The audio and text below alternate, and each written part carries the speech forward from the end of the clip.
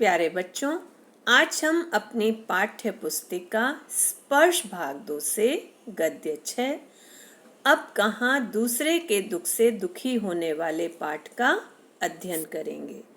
इस पाठ के लेखक निदा फाजली जी हैं। बच्चों, आज का पाठ आरंभ करने से पहले पाठ के पढ़े हुए अंश पर एक नज़र डालते हैं। पाठ के पहले भाग में लेखक ने कुछ ऐसे महान व्यक्तियों के उदाहरण दिए हैं जो सभी प्राणियों की रक्षा करना अपना कर्तव्य मानते थे। लेखक ने पहला उदाहरण ईसा से 1025 वर्ष पूर्व हुए एक बादशाह सुलेमान का दिया है, जो मानव जाति के ही नहीं अपितु सभी छोटे बड़े पशु पक्षियों के भी राजा थे। लेखक ने दूसरा उदाहरण सिंधी भाषा के महाकवि शेख अयाज के पिता की अच्छाई का दिया है और तीसरा उदाहरण नूह नाम के एक पैगंबर का दिया है, जो दूसरों के दुख से अपने पूरे जीवन भर दुखी रहे। इन सभी महान व्यक्तियों के उदाहरण द्वारा लेखक ने हमें यह बताने का प्रयत्न किया है कि हम सभी एक ही ईश्वर की संतान हैं और ईश्वर सभी प्राणियों को उसी तरह एक समान प्यार करता है जैसे माँ अपने सभी बच्चों में एक समान प्यार और ममता बांटती है।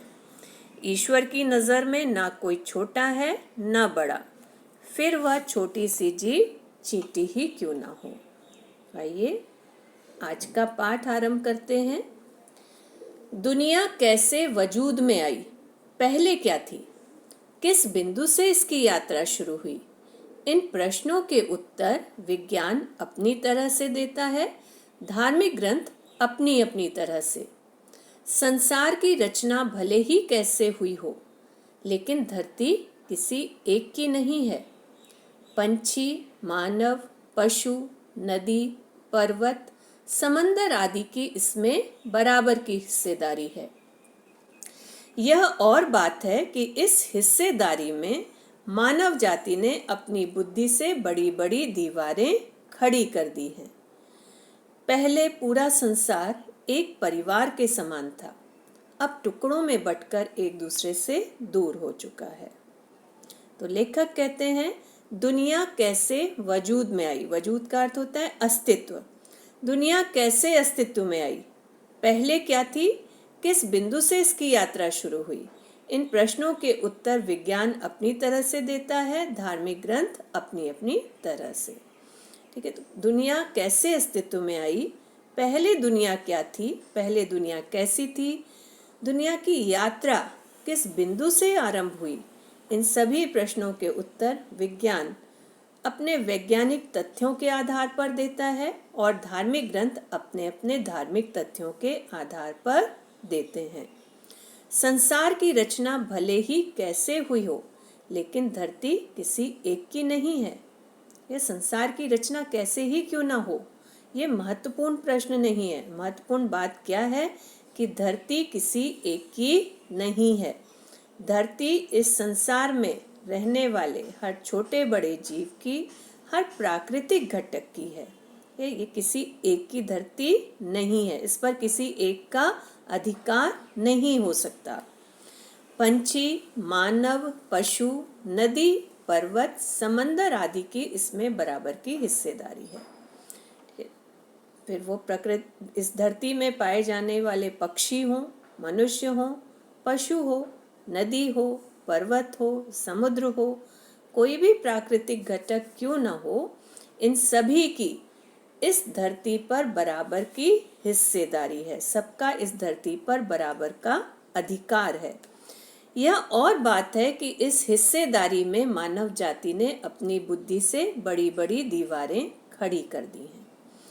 ये अलग बात है। ये दूसरी बात हो सकती है कि मनुष्य ने, जो खुद को इस संसार का सबसे बुद्धिमान प्राणी मानता है, उसने अपनी बुद्धि के बल पर इस संसार में बंटवारा कर दिया है, इस संसार को टुकड़ों में बांट दिया है।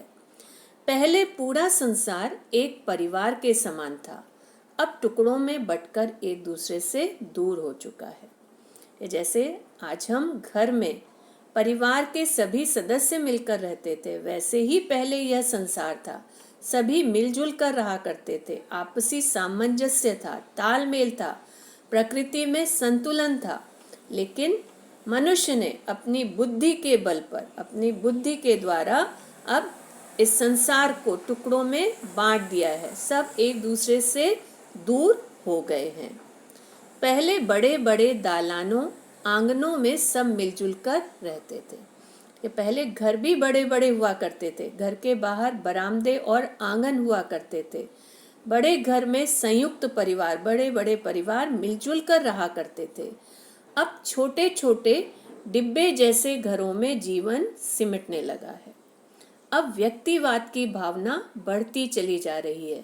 तो अब जो घर हैं वो भी छोटे छोटे होने लगे हैं। तो अब मनुष्य या मानव छोटे छोटे डिब्बे जैसे घरों में रहने लगा है। बढ़ती हुई आबादियों ने समंदर को पीछे सरकाना शुरू कर दिया है। पेड़ों को रास्तों से हटाना शुरू कर दिया है। फैलते हुए प्रदूषण ने पंछियों को बस्तियों से भगाना शुरू कर दिया है।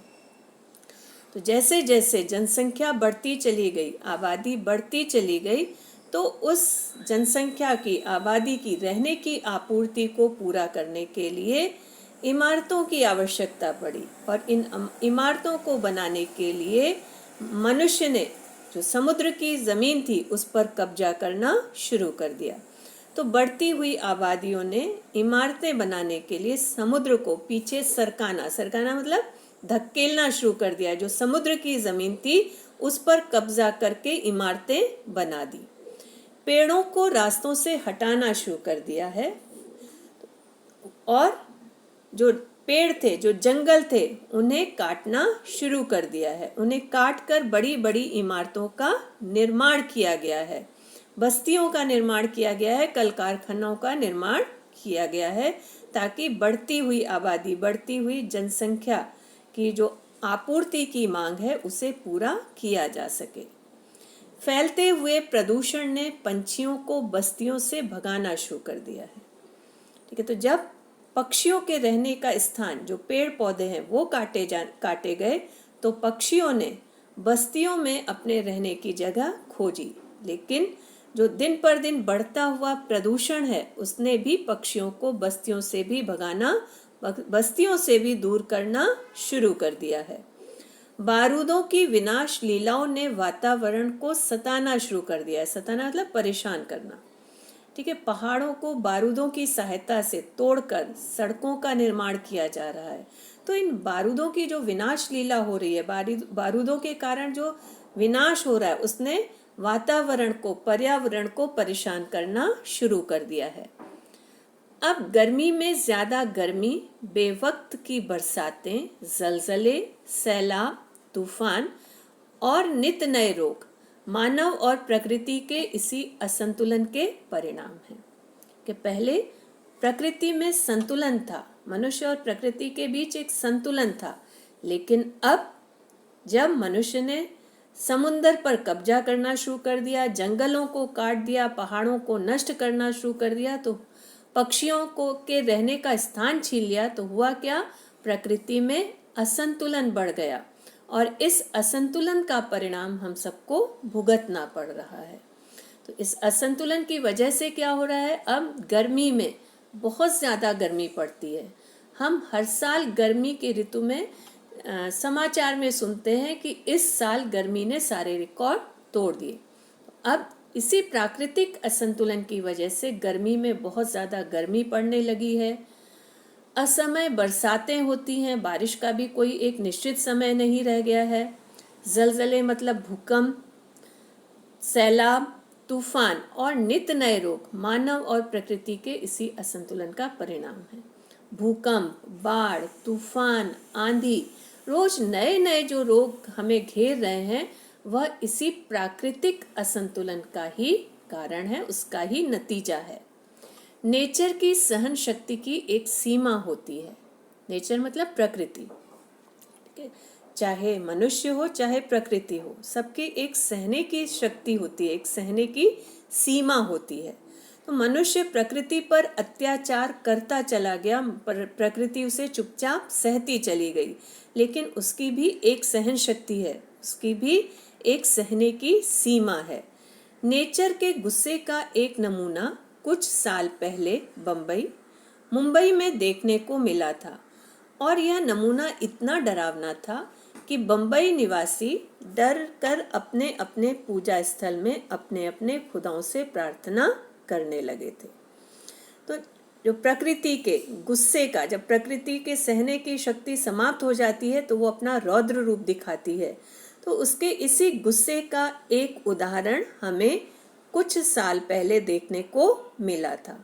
ठीक है, वो उदाहरण इतना भयावह था, इतना डरावना था कि बम्बई निवासी डरकर अपने अपने पूजा स्थल में अपने अपने खुदाओं से प्रार्थना करने लगे थे। मतलब अपने अपने पूजा स्थल में जाकर के अपने अपने ईश्वर से सलामती की दुआ मांगने लगे थे।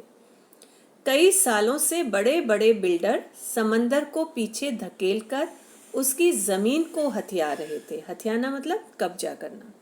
ठीक है, तो बहुत सालों से जो बड़े बड़े बिल्डर थे, बिल्डिंग बनाने वाले थे, वो समुद्र को पीछे धकेलते जा रहे थे और उसकी जमीन पर कब्जा करते जा रहे थे। उसकी जमीन पर कब्जा करके ऊंची ऊंची इमारतें बनाते चले जा रहे थे। बेचारा समंदर लगातार सिमटता जा रहा था। पहले उसने अपनी फैली हुई टांगे समेटी, थोड़ा सिमट कर बैठ गया, फिर जगह कम पड़ी तो उकड़ू बैठ गया। तो बेचारा समंदर लगातार सिमटता चला जा रहा था। ठीक है, लगातार खुद को सिकोड़ता चला जा रहा था।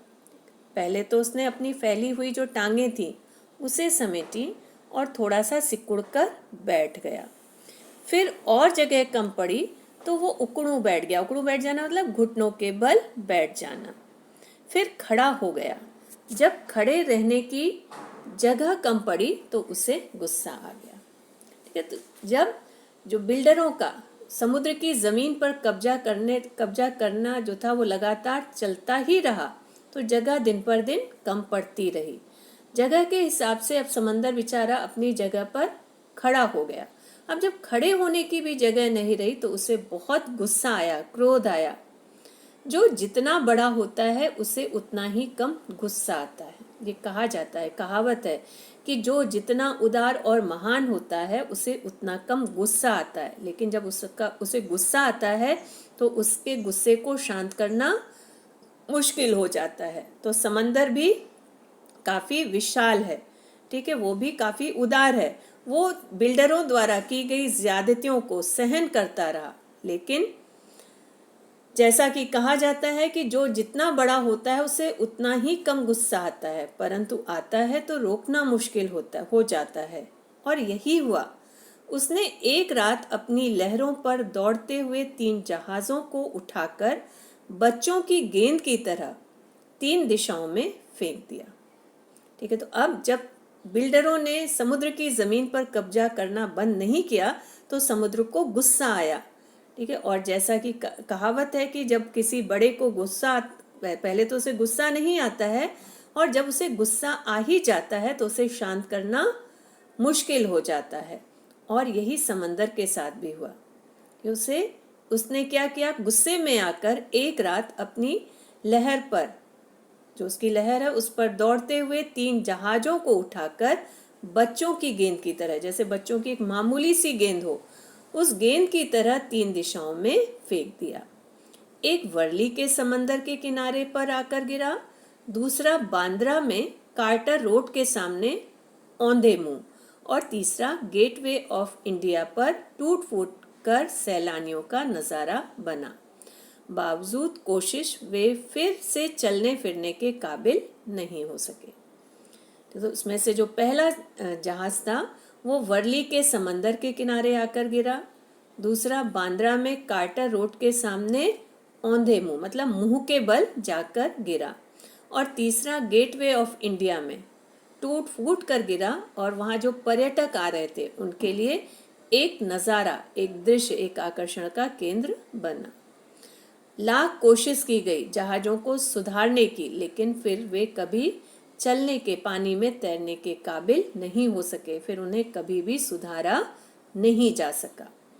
तो यहाँ पर लेखक ने हमें यह बताने का प्रयत्न किया है कि मनुष्य और प्रकृति के बीच जो संतुलन है वह हमेशा कायम रहना चाहिए।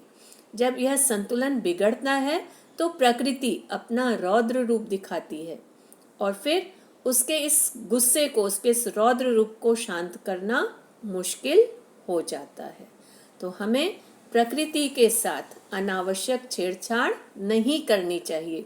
उसकी भी सहन शक्ति है, उसकी भी सहने की सीमा होती है, और जब तक प्रकृति और मनुष्य के बीच जो संतुलन है वह कायम है, तभी तक इस धरती पर जीवन संभव है।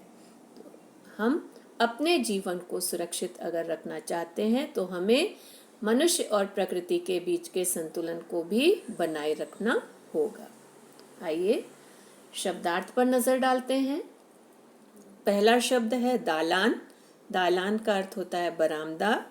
दूसरा शब्द है सिमटना। सिमटना का अर्थ है सिकुड़ना। तीसरा शब्द है सरकाना। सरकाना का अर्थ है धकेलना। चौथा शब्द है जलजले। जलजले का अर्थ होता है भूकंप। अगला शब्द है हथियाना। हथियाना का अर्थ है कब्जा करना। औंधे मुंह। औंधे मुंह का अर्थ होता है मुंह के बल। सैलाब। सैलाब कहते हैं बाढ़ को। सैलानी ऐसे पर्यटक जो भ्रमण कर नए नए स्थानों के बारे में जानना चाहते हैं। तो बच्चों, आज हमने पाठ में पढ़ा कि प्रकृति अत्यंत सहनशील और उदार स्वभाव वाली है। वह मनुष्य की ज्यादतियों और छेड़छाड़ को एक सीमा तक सहन करती है, पर जब पानी सिर के ऊपर हो जाता है तब प्रकृति अपनी विनाश लीला दिखाना शुरू करती है। ठीक है, प्रकृति काफ़ी सहनशील और उदार स्वभाव की है। ठीक है, वह मनुष्य की ज्यादतियों को एक सीमा तक ही बर्दाश्त कर पाती है, लेकिन जब उसकी यह सीमा समाप्त हो जाती है तो प्रकृति अपनी विनाश लीला दिखाना शुरू करती है। ये तो हमें प्रकृति से छेड़छाड़ नहीं करनी चाहिए। मनुष्य और प्रकृति के बीच जो संतुलन है उसे बनाए रखना चाहिए। तो बच्चों, मैं उम्मीद करती हूँ कि आज के पाठ का अंश आपको समझ में आया होगा। धन्यवाद।